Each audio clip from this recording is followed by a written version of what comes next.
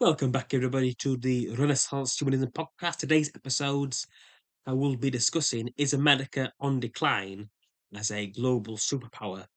The answer to this question is it's complicated. The United States is not so much on the decline, more of the case of reevaluating its priorities, interests, and domestic concerns. The only reason the United States really became involved with globalization, the global economy, and affairs outside of the North American continent was due to fighting in two world wars. This was World War One for the United States from 1917 to 1918, for the British, the Germans, the Austrians, and most of Europe. That was from 1914 to 1918, and then again for the Americans involved in World War Two from 1941 to 1945, and for the British, the Germans from 1939 to 1945. It was the United States getting involved in these two conflicts that created more of an environment domestically for the United States be globalized, to have globalization, to have global security, and to build universal systems to promote peace and prosperity. But what the real motivator for the United States was to win the Cold War. At the end of World War II, America had half of the global economy in terms of GDP. It also had the world's largest navy, bigger than the British, and had only one main rival, which was the Soviet Union or Russia. For the Russians, they wanted to spread communism and took control of most of Eastern and Central Europe. And furthermore, they were interested in getting more territory. The United States, they wanted to stop the Russians, but they realized that the Russians are, in the words of Peter Zeihan, a geopolitical nihilist, fucking crazy. Because the Russians, they lost over 22 million, sometimes up to 25 million people fighting Nazi Germany. And the Americans do not fight that kind of war of attrition. And it scared them. It scared the United States. So what the United States needed, it needed allies. That's why it's created NATO and made allies with the British, with the French, with the West Germans, and they was to be a buffer nations to the Russians in Western Europe, and the Japanese, South Koreans were the main theatre of war would happen in the East against the Chinese and Russians there as well. So that's why Americans developed globalization, was to secure allies to protect the sovereignty of the United States and ensure that any third world war will not take place within the United States of America and the North American hemisphere. Fast forward to today, America won the Cold War in 1989 and the Soviet Union ended in 1990. So since that time, with the Americans previously backing globalization, how they actually backed globalization to begin with was to have a large destroyer-focused navy, because you don't need big capital ships, you don't need battleships, you don't need aircraft carriers to secure global oceans. What you need is smaller ships like frigates or destroyers. So the Americans had a large enough destroyer navy that was capable of patrolling the global oceans. That means it prevented state-sponsored piracy, which was the norm since at least the 1290s. That's the 13th century. It was the historical norm. Other nations and piracy would actually seize international shipping. That's why it wasn't until the 1950s that shipping became standardized. Those classic boxes you see on all the photos. That was not the norm until the 1950s, and where typically unload a ship, it would take weeks. They got it down into days. So again, improve actual taking the goods off the ship, then to the Teamsters, and Teamsters onto the lorries and those trolleys, all the way to local stores and supermarkets. So America's made that possible.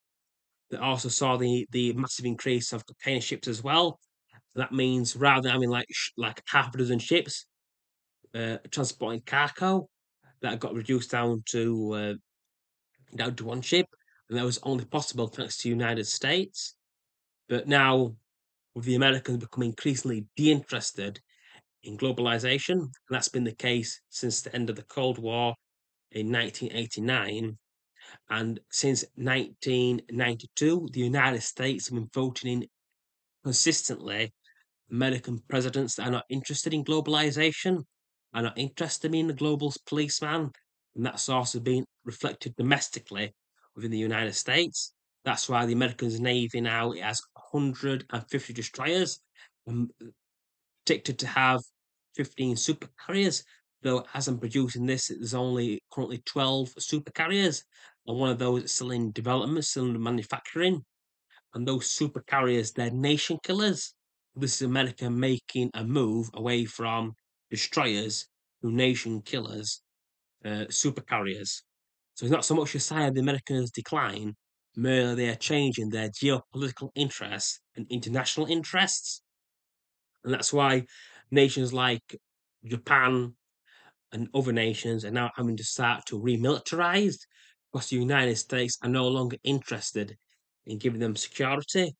As for the two biggest threats to the United States, these is the Russians and the Chinese.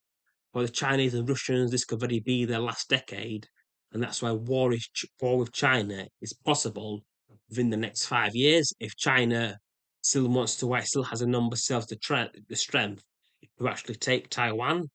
There's also got to be someone said as well to choosing when to fight the battles, because China's on terminal decline as well. Its population, even if no war happens, will drop by 500,000 at least, partly due to the one-child policy was implemented since 1979 that limited the actual Chinese birth rate to actually one child per couple, though there were exceptions for like twins and accents, so that there were certain exceptions.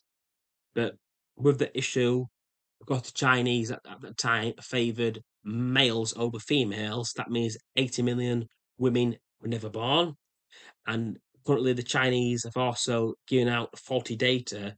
They've miscounted their population by at least 100 million.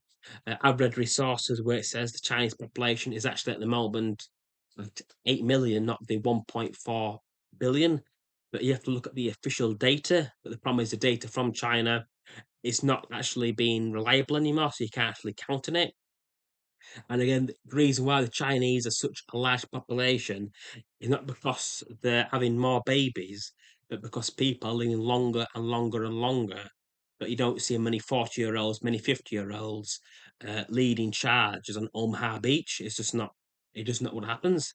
So the United States is not so much on decline as a national power.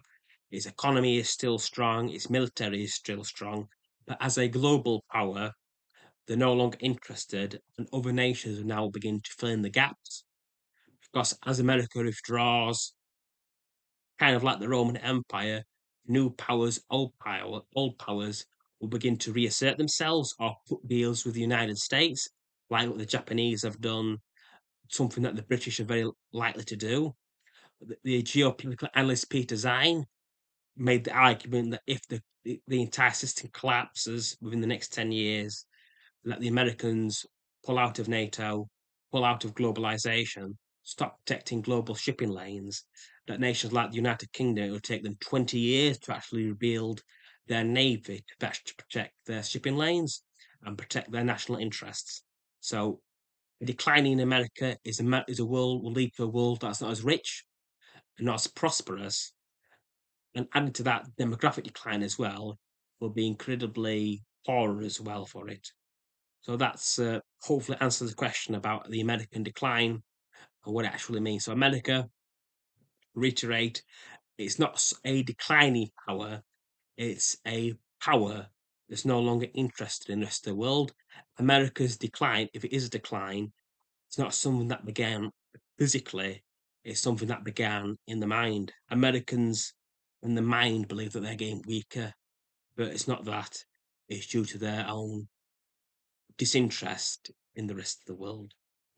Thank you for this episode and hope you've enjoyed this one. Thank you.